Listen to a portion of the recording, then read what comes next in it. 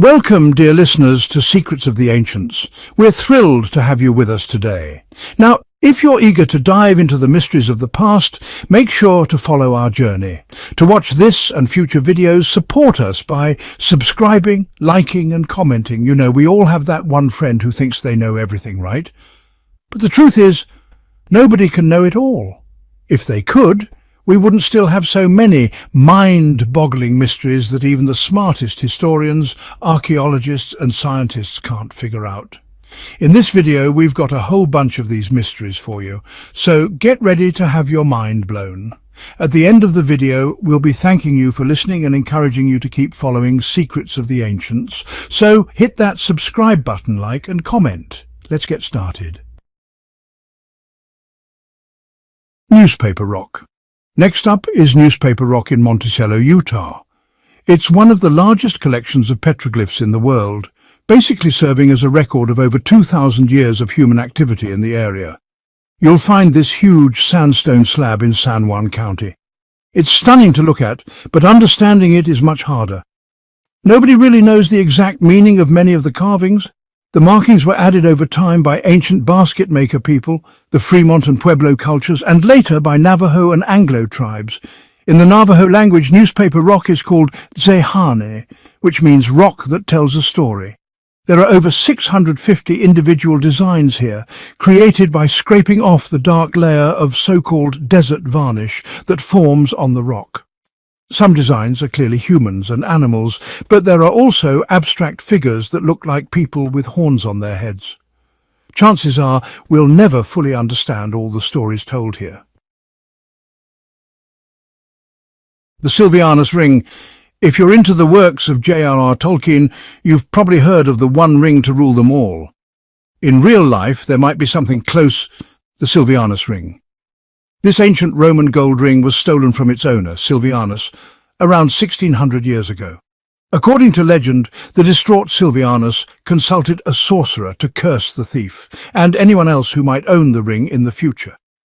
Today, the ring is owned by the British National Trust and displayed at Vine Manor in Basingstoke, Hampshire. Sylveas believed someone named Senicianus, possibly one of his peers, was the thief. Out of anger, he had a curse inscribed on a lead tablet and left it at the Temple of Nodens.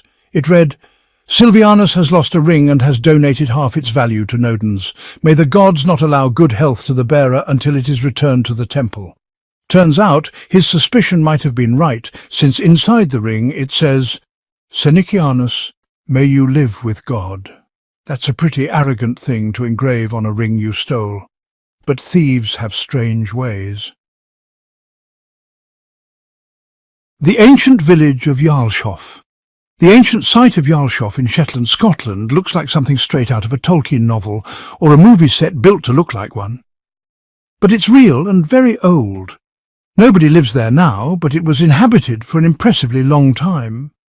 The oldest structures were built during the Bronze Age, and more were added in the early 18th century. After it was abandoned, the site was almost forgotten, until a storm in the 19th century eroded the cliffs and revealed the ancient stones. About 4,500 years ago, the first Bronze Age village was built at Yalshoff, followed by an Iron Age settlement, and later by Norse settlers in the 9th century. Today, only the ruins remain. You know, it's fascinating to think about how these ancient people lived and thrived in such a remote place. It really gives us a glimpse into a world long gone, doesn't it? Indeed, it does. And with that, we wrap up our journey through time. Thank you for joining us, and remember to subscribe, like, and comment to keep up with Secrets of the Ancients.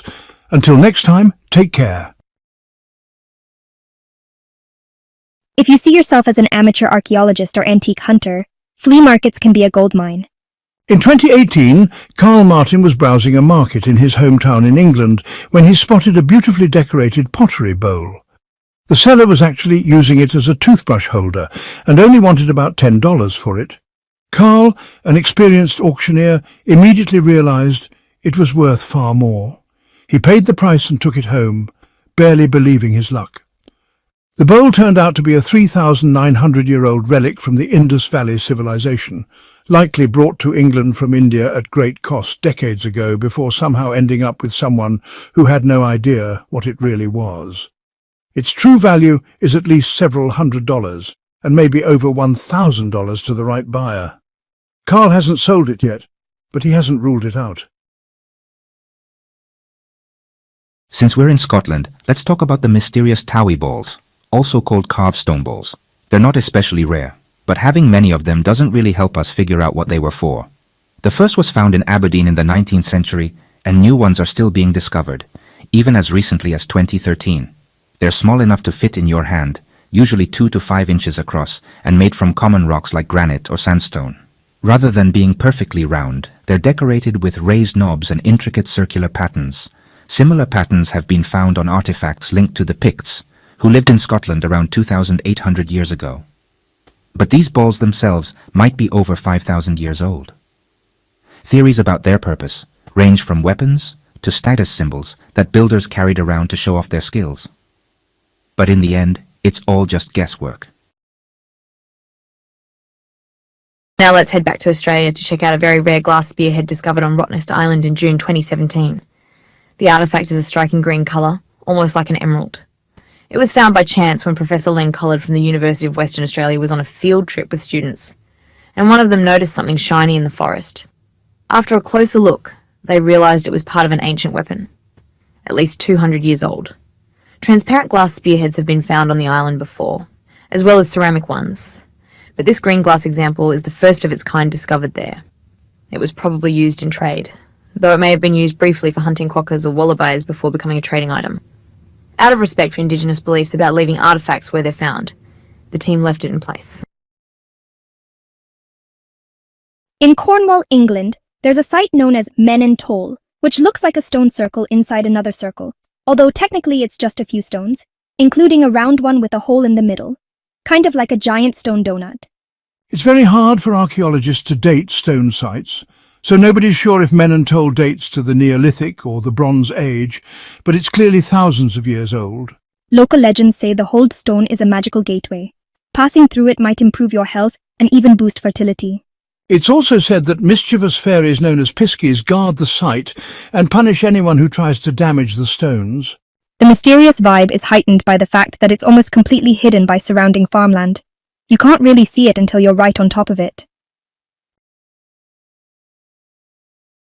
Scratching designs into rock is humanity's oldest form of art. And sometimes ancient carvings reveal surprising things. A limestone carving of an Orok, an extinct ancestor of modern cattle, was discovered in 2012 at the Abri Blanchard rock shelter in France. Archaeologists believe it was carved about 38,000 years ago. What's strange is that Oroks didn't live in the area at that time. The local people mostly hunted reindeer. The carving style matches others found in Germany, suggesting two things. First, that there was cultural contact between France and Germany back then, and second, that these ancient people had an idea of what an Orok looked like, even if there were none nearby. It hints they may have travelled farther and wider than we thought, enough to possibly rewrite parts of history. In a remote part of Mongolia, explorers discovered a massive metal door built into a cliff. The discovery stunned archaeologists and scientists alike. It all began when local mountain climbers noticed strange markings on the rock face. An amateur archaeologist named Timur Bochun decided to investigate and realized that part of the cliff was actually rusty metal. A team of specialists was sent to the site and identified the structure as a huge circular opening, kind of like the door of an ancient vault. Despite the rust, the mechanisms looked surprisingly well preserved. The door is estimated to be at least 1,000 years old, but its origin is still a mystery. The technology used to build it seems way too advanced for its time, raising big questions about what kind of civilization could have made it. Around the door, archaeologists found carvings in an unknown language which they're trying to decipher. In the meantime, plenty of theories have come up. Maybe it hides an ancient Mongolian treasure, a secret chamber of a lost civilization, or even a vast underground space like a shelter or hidden base. Local authorities closed off the area and banned public access, but that hasn't stopped curious people from trying to get close. The Mongolian government has asked for international help to open the door safely. Experts warn the process could take years because one wrong move might damage the structure, or whatever lies behind it. The mystery of the door has sparked debates in academic circles, and among conspiracy theorists, there's hope that if it's ever opened, it could reveal one of the greatest archaeological secrets in history. So, we're looking at both old and new discoveries in this video, and here's one from way back in 1867, the Hindsgavl Dagger, found on the Danish island of Fano. Experts actually see it as the finest example of a fishtail flint dagger ever found. It dates to the very end of the Nordic Stone Age, making it, well, around 3,800 years old. In Denmark, the Hindsgavl Dagger is such a cultural symbol that it's even featured on the country's 100 kroner banknote. It's called a fishtail dagger because of the shape of the handle, though honestly you could say the blade itself looks a bit like a fish too. The design is thought to be based on bronze daggers made elsewhere in Europe. Some of those bronze blades did make their way to Denmark, and while ancient Danes couldn't copy them in bronze, they managed to craft something similar out of local flint. People kept making these flint daggers right into the Bronze Age, so, the design really stuck around for centuries.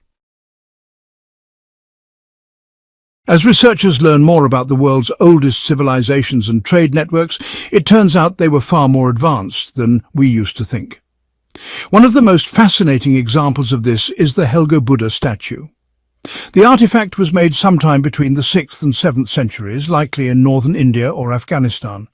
It was discovered in 1954 during excavations on Helgö, an island in Sweden. Most finds from Helgö date back to the Viking Age in the 7th century, so it probably arrived there soon after it was created. At first, the archaeologists who found it were so surprised they barely wanted to think about what it meant. But today, we see it as strong evidence of trade links between the Middle East or Far East and Sweden over 1,000 years ago. It's also a reminder that while Vikings are often portrayed as violent raiders and conquerors, and sometimes rightly so, they were also skilled travelers and traders. Naqsh-e-Rustam in Iran is a site full of ancient mysteries, but few structures there spark as much curiosity as the Kabay-ye Zartosht, which translates as the Cube of Zoroaster. It's actually thought to be a copy of the Prison of Solomon in Pasargadae, the first capital of the ancient Achaemenid Empire. Legend says that inside the building burned an eternal flame, said to have lit all other sacred fires in Zoroastrian temples. But the lack of ventilation in the Kaaba makes that unlikely, unless the ancient builders had a way to keep the flame alive without it. The cube has been studied by countless historians and archaeologists, but there's still no agreement on what its exact purpose was. Most experts agree it served some religious function, but what exactly remains unknown. It stands across from the tomb of Darius II, who ruled around 2,400 years ago. So there might be a connection, but it's just a guess. Earlier, we heard about an ancient Indian pottery bowl that turned out to be an incredible find from an antique fair, but that story doesn't compare to this one. A few years ago, an anonymous buyer in England picked up a small Chinese vase from a charity shop for just £1. They kept it for a few years, then decided to sell it on eBay in 2019, asking for £10. Pretty soon, they were flooded with offers, so they got it appraised by an expert, and the expert nearly fell off their chair. The vase turned out to be an incredibly rare 18th century piece, made specially for Emperor Qianlong. It even bears the imperial rose family mark, showing it was never meant to leave the emperor's palace. Nobody knows exactly how or why it did. The vase has a flat back, suggesting it was meant to be mounted on a wall, and its striking yellow color was reserved for the emperor alone. Thank you for joining us on this journey through some of history's most surprising discoveries. We hope you enjoyed exploring these mysteries as much as we did. Until next time, keep your curiosity alive and never stop.